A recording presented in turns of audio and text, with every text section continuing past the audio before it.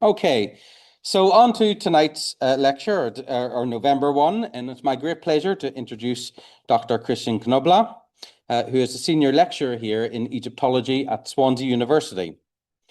Christian is a specialist in the archaeology of ancient Egypt and Nubia, who uses material culture to explore social issues such as colonial relations, perceptions of the dead, and social groupings within the Nile Valley.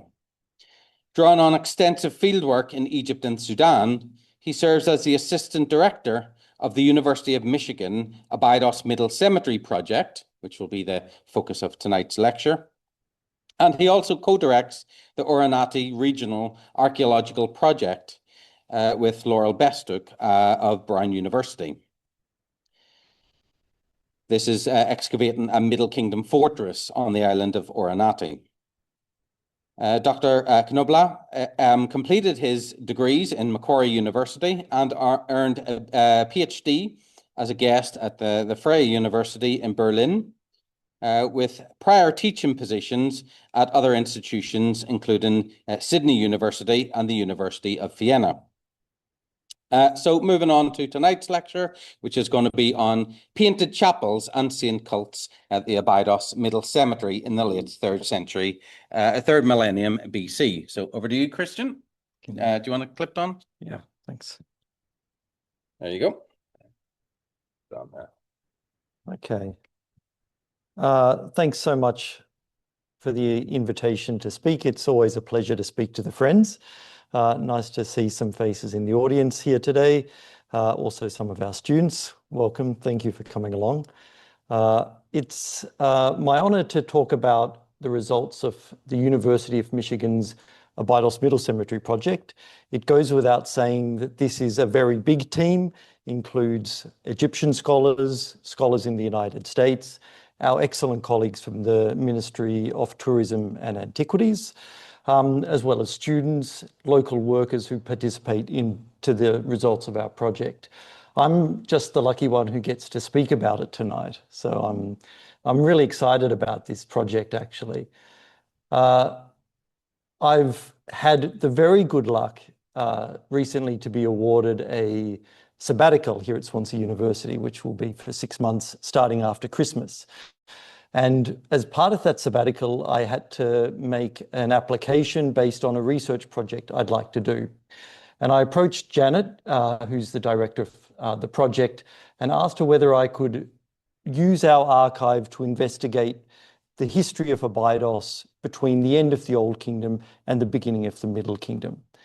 The sabbatical starts after Christmas time, so I've yet to actually start things, but what I've been doing so far is I've been going through our project archive and trying to get all the data together and get it ready. So what I'm showing you tonight is essentially unpublished data from our excavations. I don't have too many clever things to say about it yet because that's what the sabbatical's for. But I will kind of give you an indication of what I'm thinking about or the way I imagine this project is going to develop.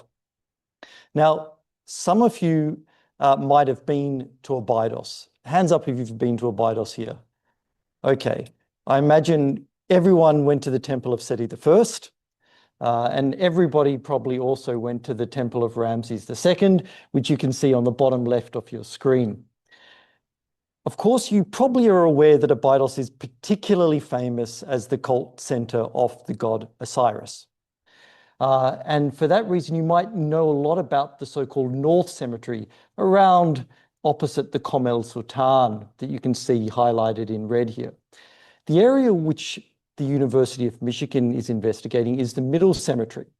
And that's an area a little bit further to the south. And this is an area which was, I guess, colonized by high elites of the late 5th and early 6th dynasty state. This is actually the place where the population between the late Old Kingdom and early Middle Kingdom were buried at Abydos. And there were hundreds, if not thousands, of tombs here. Eric Peet excavated here, George Garstang excavated here, Flinders Petrie excavated here, Henry Frankfurt, all excavated on the lower areas where the late Old Kingdom non-elite tombs are. The area which we're working on is the top of the Middle Cemetery on the summit.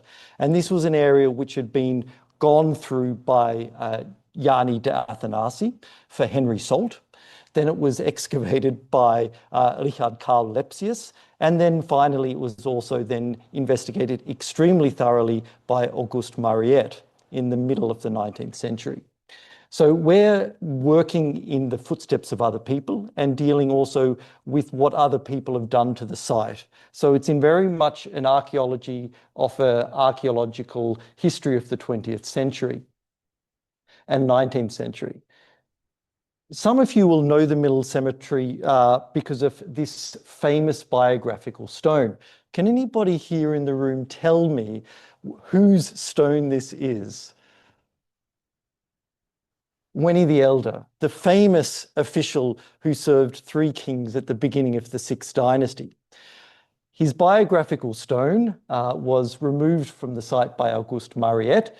We've got a wonderful new epigraphic copy by our epigrapher Heather Tunmore, who's on this call this evening. And the stone, as it's now displayed in the new gem, which just opened a couple of weeks ago. It's fantastic that it's got finally a worthy place of display. The University of Michigan has been excavating in the area of Weni's mastaba since 1996, discovering a whole number of tombs, including the monumental mud brick mastaba of Weni the Elder himself.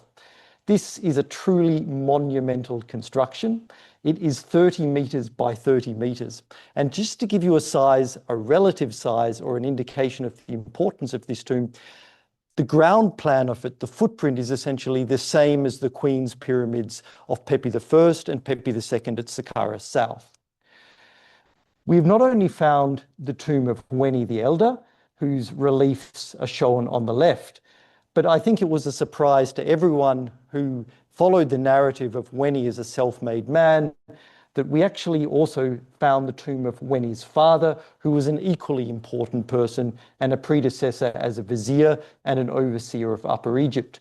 On the right, you can see a newly excavated piece of stonework from the Middle Cemetery showing Weni the Elder offering to his father Yuyu, who's called a venerated one before Osiris. Yuyu's burial chamber is a particular highlight of the excavations. This is a stitched together photographs showing the long sides of the burial chambers, showing the heaped offerings and the offering lists and the titles of Yuyu, Weni's father. What I'm particularly interested in this talk tonight is examining landscape and architecture as ways of positioning people in the provinces within local but also national frameworks. How are people using architecture?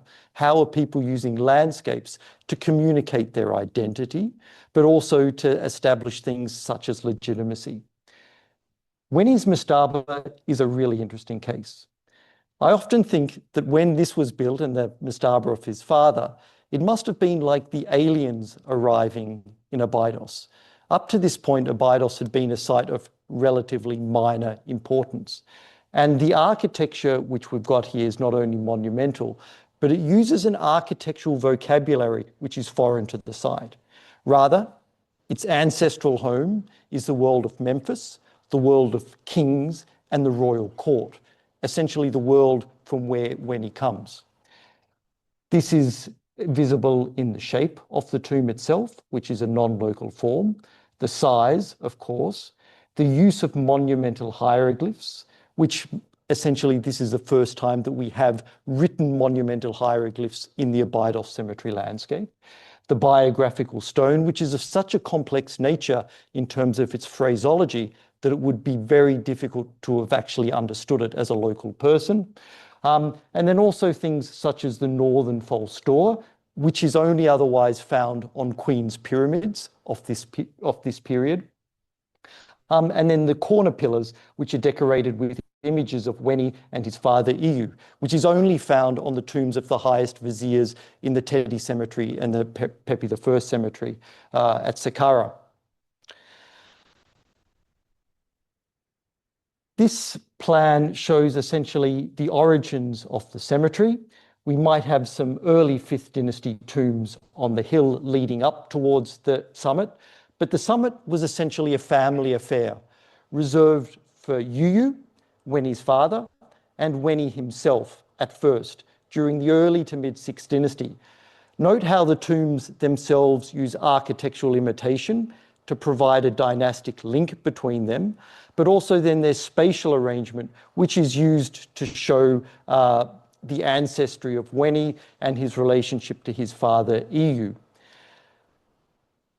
Weni and Iyu's tombs are very impressive, but it's not what I'm going to be talking about tonight. I'm going to be looking at this smaller tomb at the bottom, which is the tomb of a high official of the later 6th dynasty of the reign of Pepi II, a man by the name of Idi. Idi's tomb was excavated in 1999 and 2001. You can see it here, and you can see an image of Idi on the right from his Falstor stela, which was excavated by August Mariette and is now in the Cairo Museum. The tomb is on the left-hand side, and it's adjoined by a secondary building which belongs probably to the niece of Weni the Elder. Essentially, we imagine that the vizier Idi married into the family of Weni the Elder, essentially extending this family necropolis across the top of the summit cemetery. Now, Idi's name is really interesting. It actually literally means somebody who's hard of hearing. And it was written with the determinative of the ear. Sometimes if you've been reading hieroglyphs, maybe the first verbal form you learned was the Sejm F, which is written with this hieroglyph for ear. In Idi's name, the hieroglyph is usually reversed, indicating that perhaps Idi might have been deaf. At the same time, he was probably one of the most important men of his generation in Upper Egypt. He's known from the Hatnub quarries, where stone was being excavated there, quarried for his house or the town that he was associated with. And there are these absolutely outstanding and unique objects in the British Museum that were excavated by de Athanasi for Henry Salt that we can see here. At the top, the famous copper alloy offering table inscribed for him from his tomb. And at the bottom, we've got a stone vessel. And I'd like to draw your attention to his name, which is at the very end of this, at the very left-hand side of the image, where we've got his name written Idi, and then next to it, we've got the hieroglyph for great, a small great, an epithet. Already during his lifetime, he seems to have been considered of particular importance. His cult was celebrated in this huge limestone chapel. Originally, we imagine this cult started off as a strictly family affair run by the funerary estate, employed and put in place by Weni's, Idi's family. But we can also see that the cult continued throughout the first intermediate period into the early Middle Kingdom. Moreover, this cult gradually became a place not just of familial significance, but of wider significance for the entire Abydos community. For example, on the left-hand side, we've got a votive stela, which was embedded in Idi's enclosure wall, showing two officials venerating their deceased ancestor or this great man of the past. On the right-hand side, we've got a pair of small calcite statues. They're about 20 centimeters high. And what they are in fact statues of statues that were excavated at Abydos and probably come from the area of Idi's tomb. And we imagine these are probably votives left by the population of Abydos there in exchange for good wishes, health, fertility, wealth, success in their profession. Essentially, Idi becomes a local saint. And this is a typical phenomenon of this first intermediate period in Egypt. It's not restricted to Abydos. There are other important saints, the most famous, of course, being Hekaib from Elephantina, but also Isi from Edfu, And then you've got a whole series of viziers in the Memphite cemeteries, Kargemni, Mereruka, who also seem to have attained special status. What I'm really interested in tonight, and it's become my project, my students are probably quite bored of hearing about this. What we're looking at in this image is we're looking across the Middle Cemetery. We're looking from the front of Edie's tomb. We've got the tomb of Mesenet on the left-hand side, on the southern side in front of us, with a niche for a false door and an offering table and a small courtyard. If we look behind the complex, you can see these big spoil heaps in the distance and the cliffs, but immediately behind that, we can see two mud brick chapels. And that's where our talk really starts looking at some interesting unpublished material. These chapels, you can see them here, were excavated as part of Operation 3 in 1999. I wasn't part of the project back then. I wasn't young at the time, but I wasn't on the project. And so this is really the work of people who were involved in the project then. You can see that there are two mud brick chapels, structure 3.3 and structure 3.4. And between them, there's a series of shafts. And this is essentially a small chapel and shaft complex, which is typical, in fact, of the site for the early Middle Kingdom.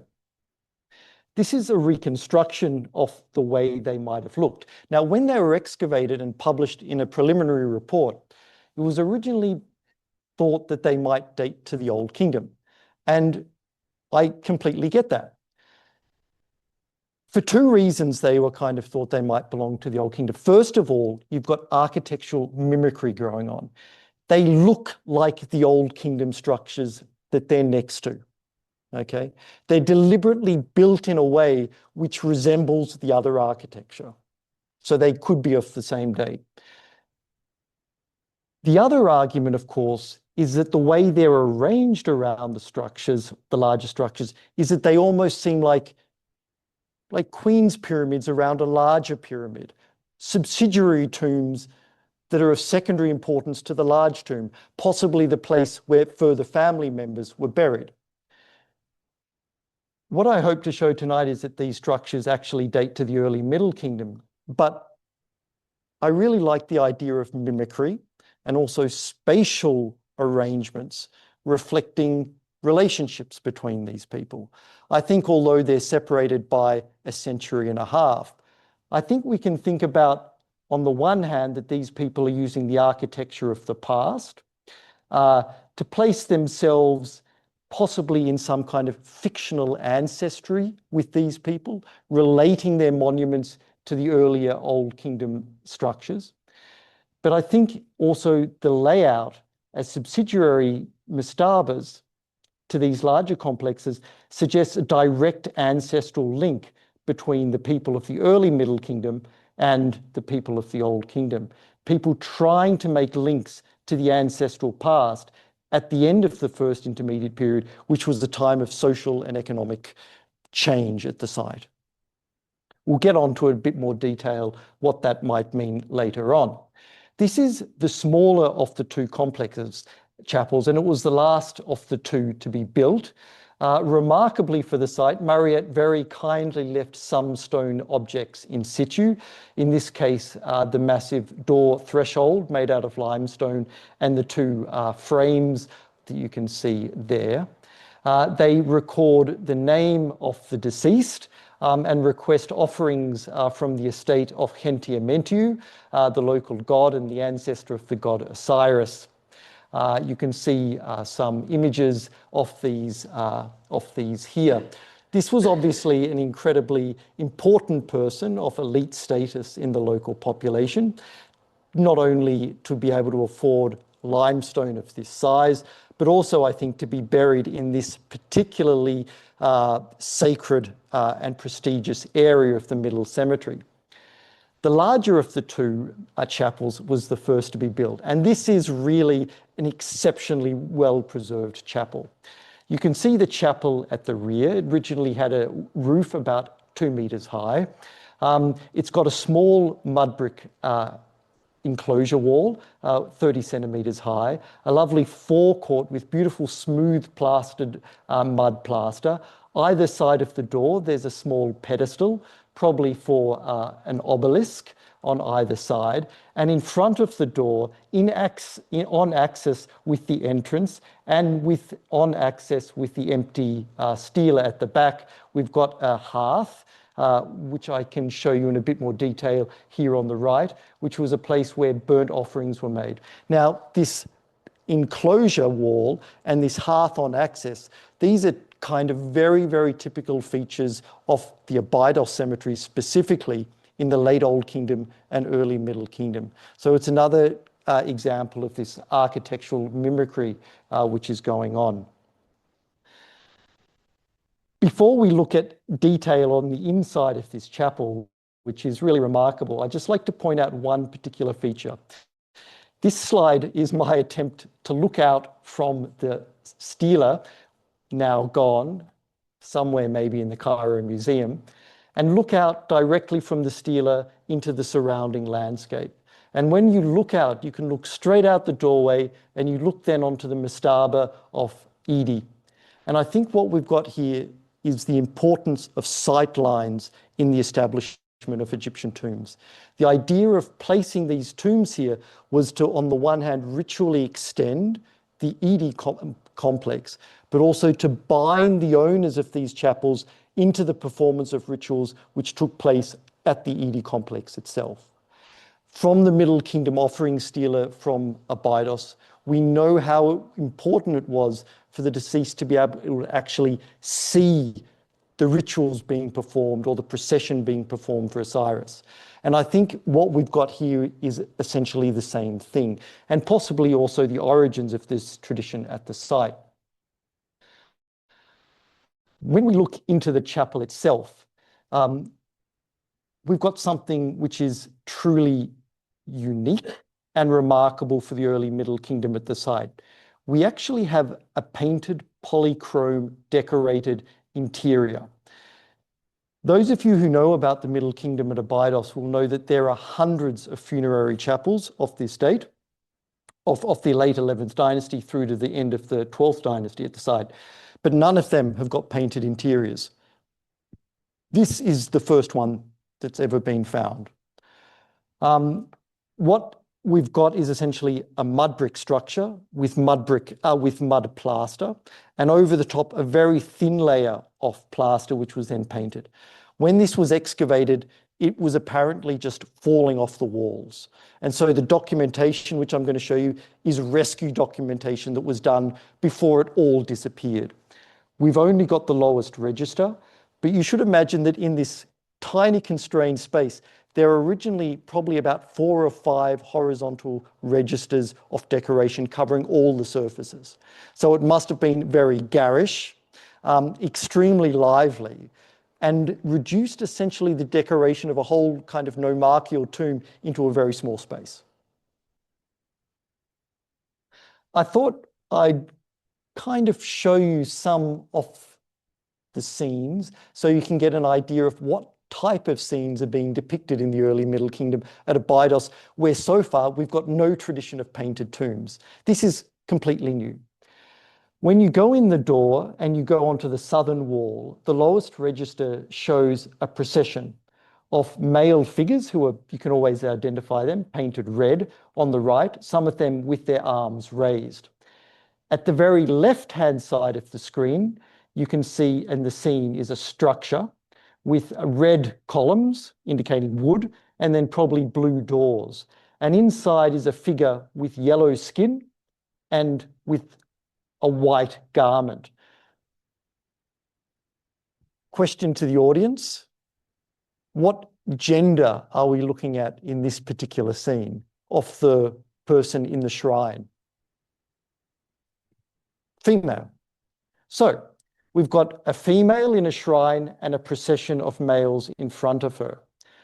What I think we probably have is a representation of a statue procession, which we know, for example, from the tombs at Deir el-Gebrawi and also Beni Hassan, where the deceased statue is dragged to the cemetery in a shrine, and then it's accompanied by dancers and musicians who perform as part of the procession. As far as I know, though, this is the first ever processional scene which has got a woman or a woman statue as the chief statue. The statue proceeds to this terribly preserved scene, but which is really my favorite scene in the whole tomb. What it shows, you'll have to believe me, is a woman seated on a wooden structure with three small naked men standing before her on the structure. In front of the structure is an offering table, so it's part of an offering scene. The drawing at the bottom might help you better understand what's going on. The woman reaches out and almost touches the leg of the front figure, and beneath her feet is then a shrine-shaped box, which is painted blue. Now, I imagine everyone here knows what a Middle Kingdom offering scene looks like. Usually, the person receiving offerings is sitting on a typical type of chair, often with leonine legs. This is not that chair. What this, in fact, is a bed. And these beds come to prominence. We already see them in the Old Kingdom in tomb scenes, never being used as a bed. But in the first intermediate period, in coffins, and in the very early Middle Kingdom, we have representations of the deceased actually lying on this bed with headrests. As far as I know, there's only one other representation of people receiving offerings on this type of bed, and that's on Cairo Museum 20015, which is of an unknown provenance, which shows a man and a woman receiving offerings on this small stela. Ken and I spent a lot of time thinking about these naked men. That came out strangely. We used de-stretch essentially to bring out the red pigments and really make sure that they were naked. And in fact, they are definitely naked. And so what we think the most logical solution is, it's something that's sometimes depicted on Middle Kingdom stela, which shows a woman being approached by her children.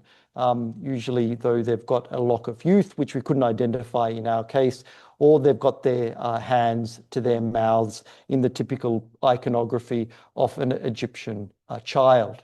So I think we've probably got three children approaching their mother on an offering, in an offering scene while she's sitting on a bed.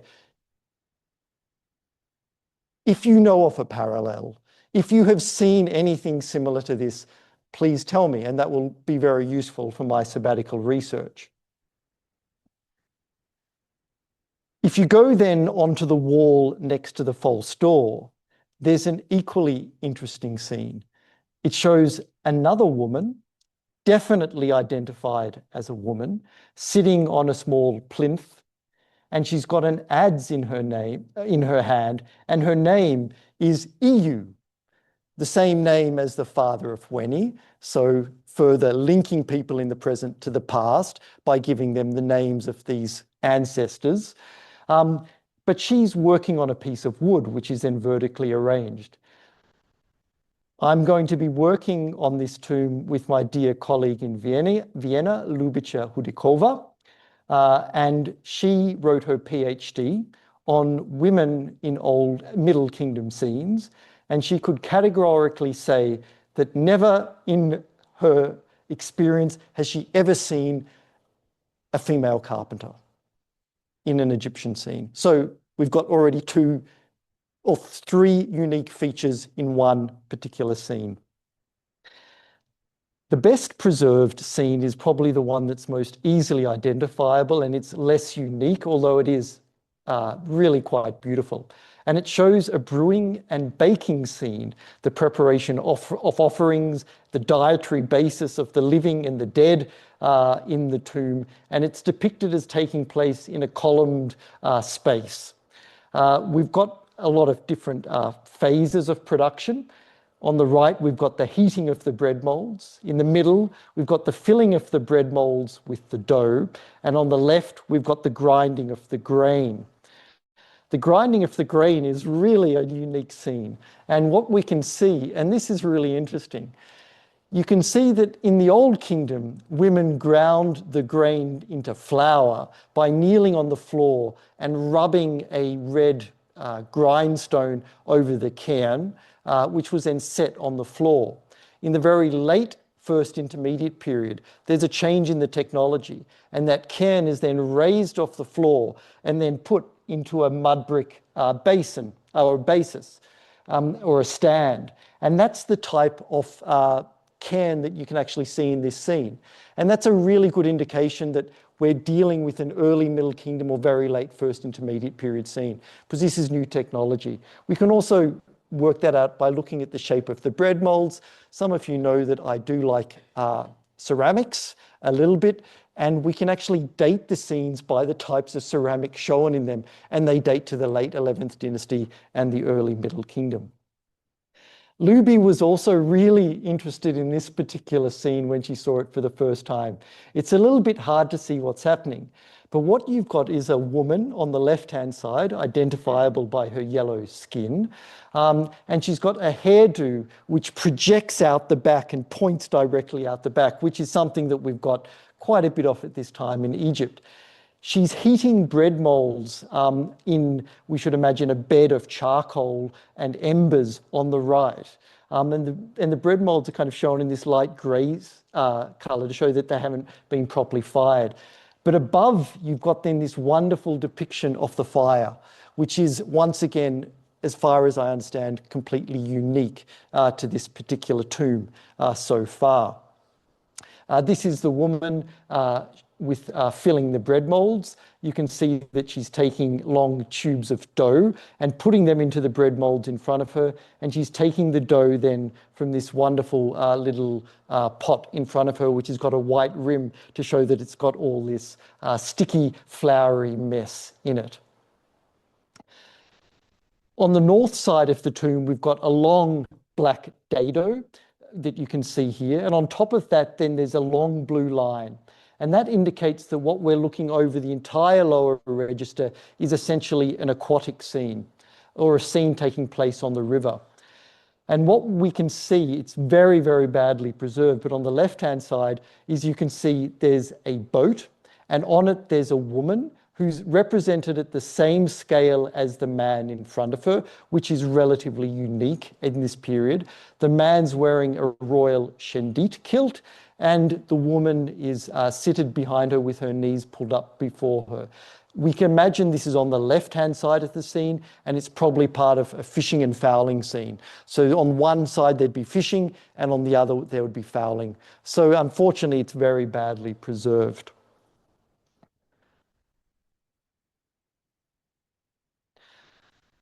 If we kind of think about this complex, we can think about it in terms of the cemetery context in a little bit, but we should probably also imagine that this is actually a family group or a network that have had themselves commemorated in the cemetery. And we can start to think of this unit as possibly consisting of a patriarch or a matriarch who's constructed the larger of the two tombs, and then provided a cultic setting for the performance of rituals for the people, the rest of the family, who are then buried in the shafts around it. They're then tied into a much wider cemetery landscape by architecture and spatial arrangement. These people are by no means the first people to insert themselves into this landscape. And I'd like to show you now a second unpublished complex, which is just as exciting as the first, but dates a little bit earlier to the beginning, I think about the beginning of the 11th dynasty. We're looking at an area called Unit 9, which you can see on the left-hand screen. And this is adjacent to the southern wall of the Weni Mastaba. but it's also then directly behind the dotted or the dashed structure at the top of the screen, which is the offering chapel of the complex of Ely. So it's essentially nestled between these two impressive Old Kingdom structures. The layout or the preservation of this tomb is absolutely remarkable. It's preserved to a height of 2.5 meters. The bottom of the barrel vaulting covering the chapels is still preserved. One of the corridors has still got the bottom parts of a window in place to let light fall in onto probably a southern false door in the westernmost corridor. You're looking here directly onto a small courtyard surrounded by an enclosure wall, and we're looking through the corridor onto the false door niche, which is the central place of offering. When you go into the tomb, though, you can either go straight ahead to the offering stone, or you could turn left into one of two long corridors which run for about 10 meters, and their full extent has yet to be excavated because they're covered with these huge spoil heaps from Mariette's work. This type of architecture is typical for Upper Egypt during the First Intermediate Period and the Late Old Kingdom. But it's a distinctly Aberdeen or Abydos version of this architecture. And we can see one incredibly important new innovation. These tombs are tombs from Nicole Alexanian's thesis, excavated by Flinders Petrie at the site of Dendera, which is just a little bit to the south of Abydos. And they show late Old Kingdom, First Intermediate Period tombs. You can see that each tomb has got a long corridor along the front of the tomb. You then enter a corridor to go further into the tomb massif, at which you go into an L-shaped long corridor. And then you'll see that there's often a niche at the southern end of the corridor, where there's then a false door niche, the primary offering place. Now, the tomb at Abydos seems to follow this type of layout, but it differs in a couple of important aspects. First of all, you can see that the facades here are niched. This is something that we don't have in this chapel from Abydos. Rather, the chapels are plain, imitating the Old Kingdom mastabas of the cemetery. The other thing is that you're looking directly on access through the doorways onto the offering stone itself. And this is the first tomb we've got at the site where we have this axial arrangement and the importance of being able to see the stela, but on the other hand, the stela being able to look out onto the enclosure of Edy. When we kind of think about the development of axial chapels, I think this mastaba is possibly a key moment, combining the late Old Kingdom tradition of the L-shaped chapel, but introducing this new axial arrangement. So it's kind of really transitional and at the beginning of the tradition of these Old Kingdom, Middle Kingdom axial chapels. The focal point is this wonderful false door stela. The top, unfortunately, was hacked away. It must be in a collection somewhere or in someone's private collection. If you can recognize it, please let us know and we'll try and reunite them. In front of the stone was then the offering stone lying still in situ, and it's a type of the late 11th dynasty. Unfortunately, the decoration's very poorly preserved and the inscription itself is really hardly legible. But with Ken's help, we've been able to bring out the name of the tomb owner a bit more clearly. And interestingly enough, his name was Uyu as well. So another Uyu Wen. So once again, people in the late First Intermediate Period claiming ancestry with these great officials of the Old Kingdom by naming themselves after them, but also then inserting themselves into the landscape dominated by their monuments.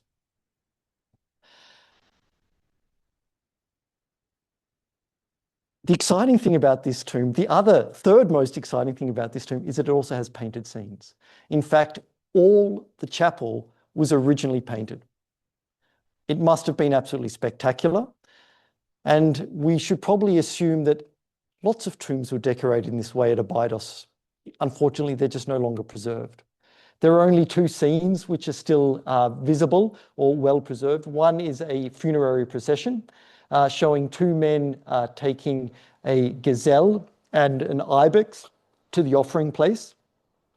And another, which, if you know a little bit about First Intermediate Period art, will automatically associate with the wonderful tomb of Iti from Jebel Ain. It shows a slaughtering scene with priests slaughtering and dismembering a cattle for the offering ritual, which would be then performed in the room. Once again, completely unique for our site and something new to add to our very limited corpus of late First Intermediate Period painted tomb decoration. We should imagine that the owner of this chapel, which we just looked at, must have been incredibly important to insert themselves into this landscape and build the largest tomb of this date at the site. But he's probably not the most important person. Rather, he's following elite patterns of use of this site that already we can see in the reign of Antef Nacht Neb Tep Nefer. What you're looking at on the left is an inscription from an offering chapel, which is now in the Cairo Museum, and it was excavated by Auguste Mariette. It shows an autobiographical text of a man by the name of Nachti Idi, or Idi Nachti, once again using the name of somebody of the Old Kingdom to link themselves to the past. In this case, it literally means Idi is my strength. And it gives you an idea about where he thought the source of his power and legitimacy was. It was in the person of this Old Kingdom saint. It was in this person's ancestry, and it was in this person's position as the leader of Abydos at the last great period of the unified state. This person by the name of Idi Nachti was the governor of Abydos at a really interesting time. Abydos, during the First Intermediate Period, is originally within the area of the Heracleopolitan 9th and 10th dynasty. But in the late 11th dynasty, it gets incorporated into the Theban area. And by the reign of Antef Nacht Neb Tep Nefer, it becomes part of Theban territory. And this person recounts reconstructing then the chapel of Idi and placing his own burial as close as possible to the gate of the house of Idi, which is understood as a reference to the tomb. In fact, he went one better and had himself buried in Idi's tomb. They excavated the shaft and recreated the entrance into the tomb that you can see on the top left and inscribed it with Nachti's names and titles. He had himself then buried in Idi's burial chamber and had Idi's name hacked out, that you can see in the bottom, and replaced with his own name, Nachti. We might think of this as usurpation or sacrilege or vandalism or robbery or thievery, but it's very clear from the inscriptions that this is actually an act of piety, and it's an act of great respect. Not only is he associating himself with Idi's cult, but he's also revivifying or rejuvenating Idi's cult by himself being buried in there.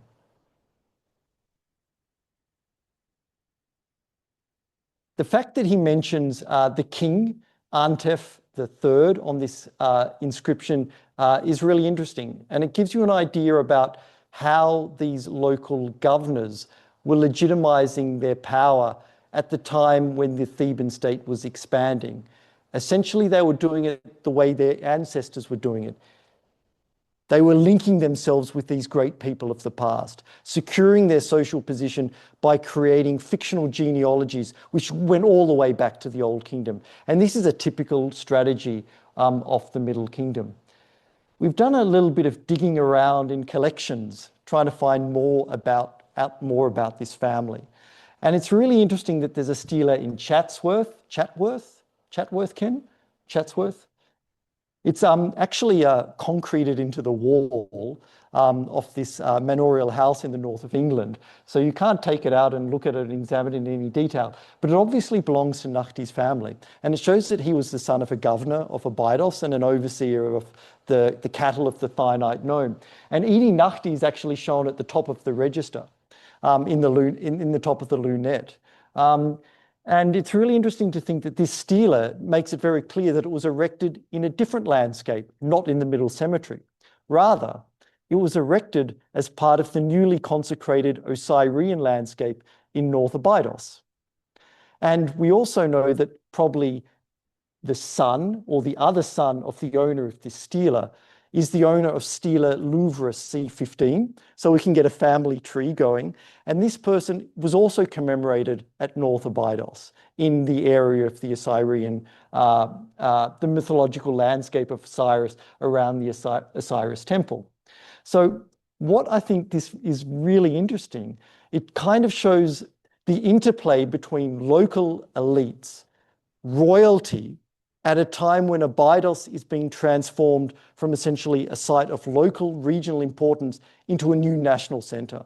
And we can see different individuals within a family having them commemorated in different parts of the landscape. And it's interesting to think that we imagine these kind of big kind of state sponsored projects at Abydos, the implementation of national plans at a local level. But it's interesting to think that these were probably implemented at a local level by people like this, who had agency and acted as they saw best fit for their own interests and purposes. The story doesn't stop there. We actually have lots of other tombs that date to this period, and I'm just kind of going through the archive and trying to get everything together. What's really noticeable is we initially thought that Weni the Elder, that great 6th dynasty hero of his own biography, of his own life, as Heather Tunmore, my dear colleague who's on this call, would say, a hero of his own lunchbox. Is that what you'd say, Heather? We initially thought that Weni himself doesn't seem to have been a focus of veneration. But what we can see is that his mastaba also became a focal point of commemorative activity and funerary activity in the later First Intermediate period.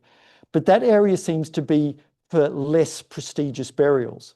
For example, this small chapel built against the Weni mastaba southwest corner. You can see it's the same type of chapel that we were looking at earlier. This is on the bottom left, a top view looking down into the chapel, and it shows the offerings still in place as they were in front of the offering stone. On the right, we've got then the heaps of offerings left in front of the chapel by people making offerings. We don't only have these chapels, but I think what is possibly my favorite thing, I was supposed to change the wording of this, is that we've also got lots of much more modest uses of this area by people who we classify as non-elites. People buried in simple wooden coffins in stretched positions. These coffins are aligned with the Weni mastaba or aligned as close to the wall as possible. Or at the bottom left, and this is the earliest one of these burials we've got, a person who's buried in a crouched position in a disused beer vat, and over the top, as a lid, they've got a huge cooking pot. Somebody who's it's an adult female who's accompanied by just 3 pottery vessels, and that's it in terms of her burial goods. Now, I've written encroachment here, and I think that's completely the wrong term. What I think we've got simply here is we've got a community-wide practice of using this previously elite area as a place of commemoration and memory. People who are having themselves buried here because it's sacred land, and it's a place where the identity and the structure of this community is being negotiated. It's an important ritual stage, which all members of the community seem to have participated in.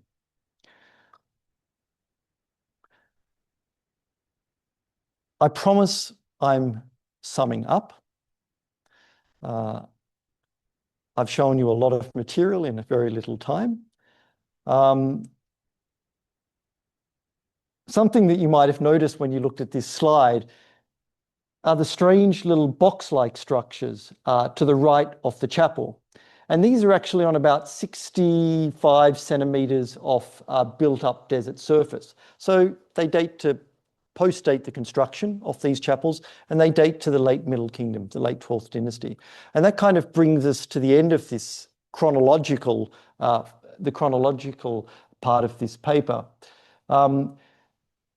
Because when the site becomes of national importance with the Osiris cult, we essentially see a shift in elite patterns of activity to the north of the site, to where the cult of Osiris is celebrated.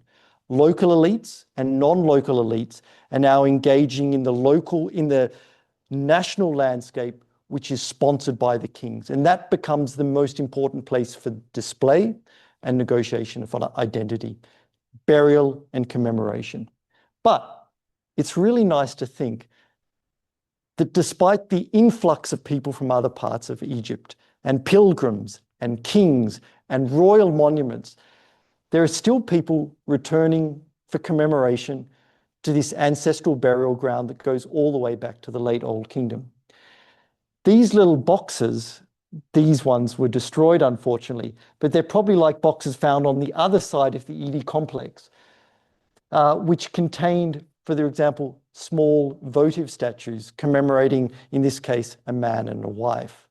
This is part of a process of people who are using this cemetery continuously during the Middle Kingdom. But rather than painted surfaces, huge decorated stela and decorated door jambs, we've got much quieter practices that seem to be drawing on the ancestral spiritual power of this place.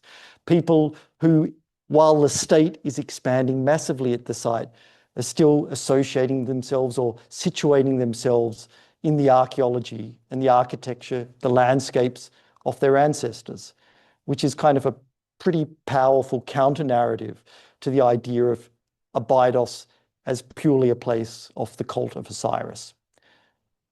I think that's probably enough. Thanks, Ken.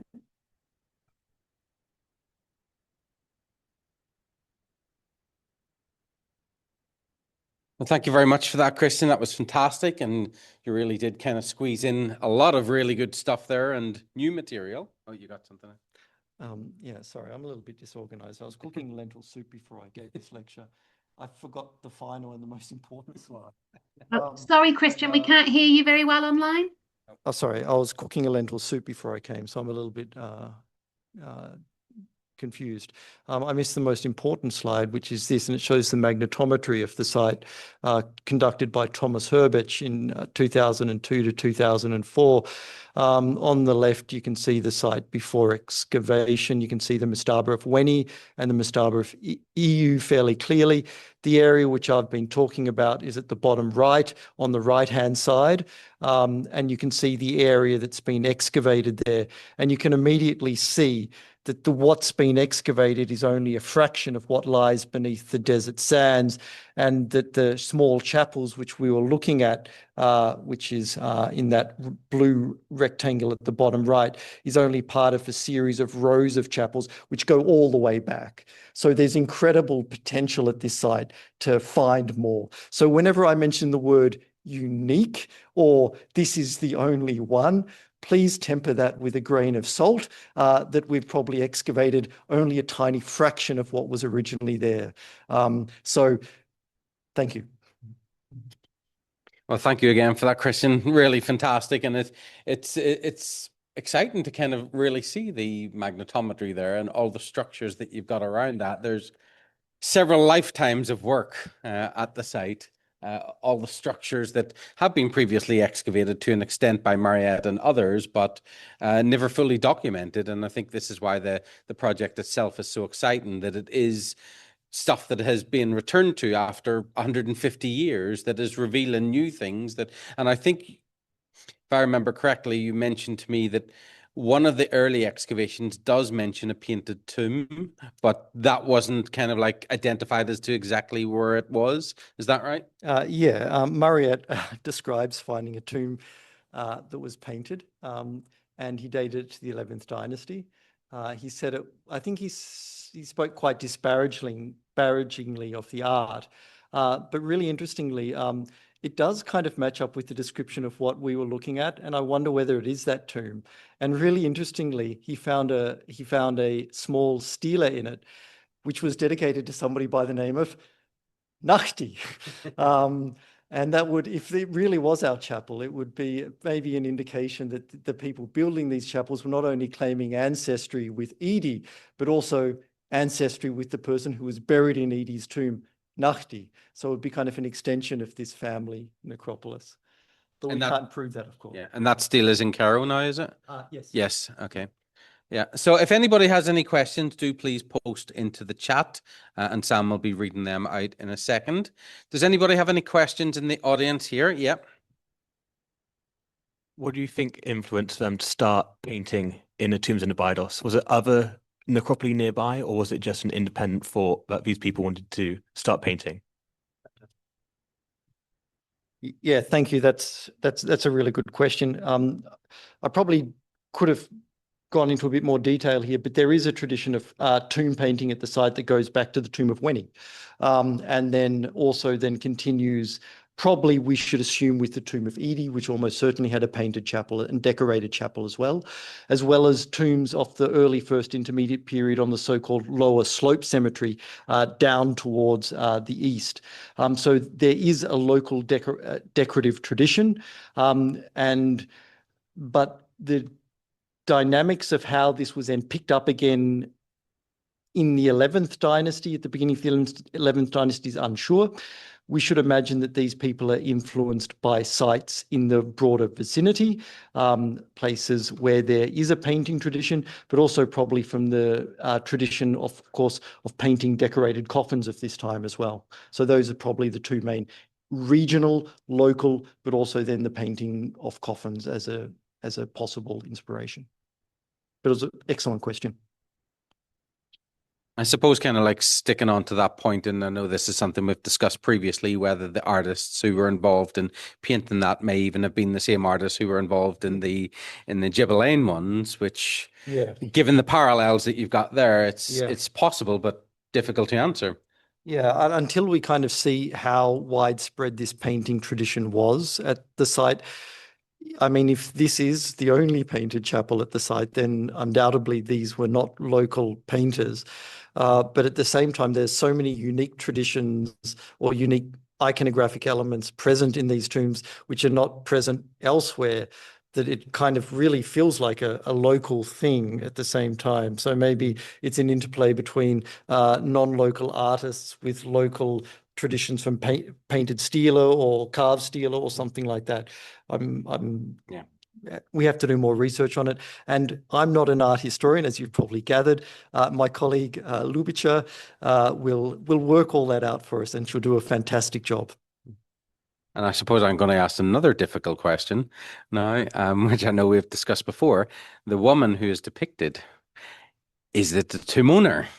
Yeah, I mean, that's... I don't know.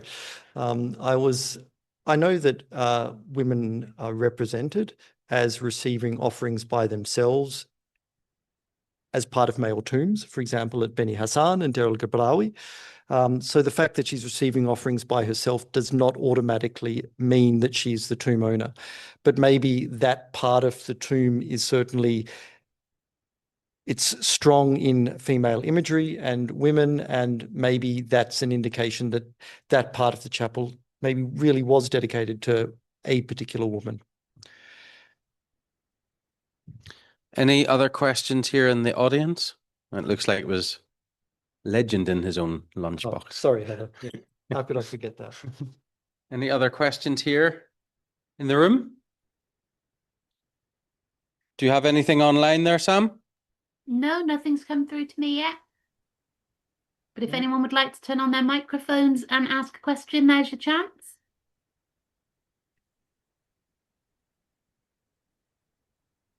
No. No. Oh, yeah. Oh, no, some thank you messages coming through. Last chance for a question. Anyone here in the room?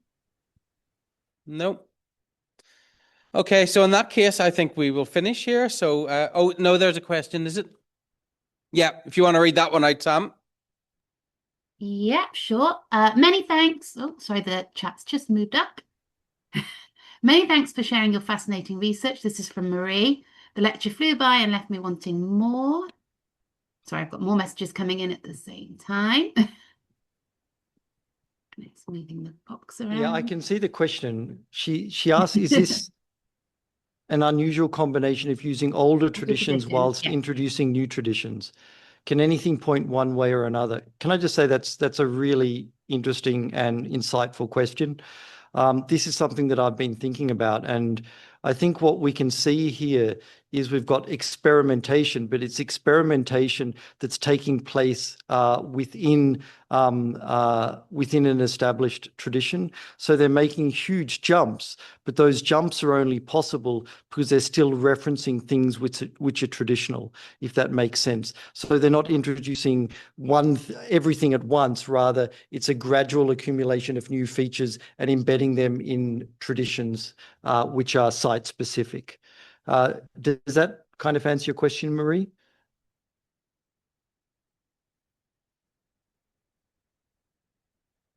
Hopefully. Yes. Yeah. Fantastic. Did you have any other messages come through there, Sam? No, just lots saying thank you. Very interesting talk. People have enjoyed it. I'd like to say thank you for including a Mechat Ray figure. Always makes me happy to see a funerary figure involved. There always has to be a funerary figure in there. Of course, it's the rule for Egypt Centre lectures now, I think. Exactly. Yeah. Oh, so Yeah. Sam, so do you agree with the idea about the saddle cairn being something which is late First Intermediate period or particularly early Middle Kingdom? I don't actually. It's something we need to chat about over a beer, I think. I have got examples, but then I have issues with the dating of some of my models as well. So yes, I've made a note. It's something I'd like to have a chat with you about at some point. Excellent. Great. Thanks. Look forward to it. All right. Well, thank you very much again, Christian, for that fantastic lecture. And we look forward to hearing about more of the work in the coming years. Thank you. You're planning on getting out there, hopefully in the new year, Yeah. to work at the site. So let's see what happens in the future. So big round of applause again for Christian for tonight's lecture. And thank you to everybody who has attended both in person as well as online. Big thank you as always to Sam for moderating the chat and keeping everyone in line there. I want to point out very quickly as well about the names in the stars that we talked about at the beginning of the lecture. I know a few people have asked whether I received emails or not. After I posted it yesterday morning, I was then in Cardiff to see the conservation work that was being done there for the full day.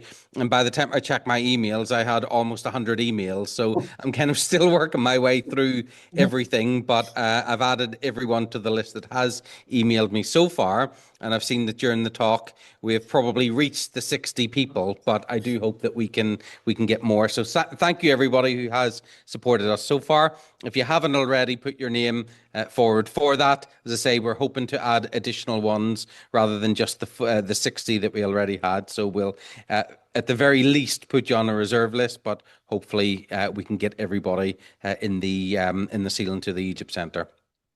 So just pop me an email. And just to remind you that the next Friends of the Egypt Centre lecture is our Christmas one on the 17th of December, where Dr. Meg Gundlach will be talking about the Global Shabti Project, which is a research project that she has initiated to document Shabtis. This is a pilot project which is funded by the British Academy.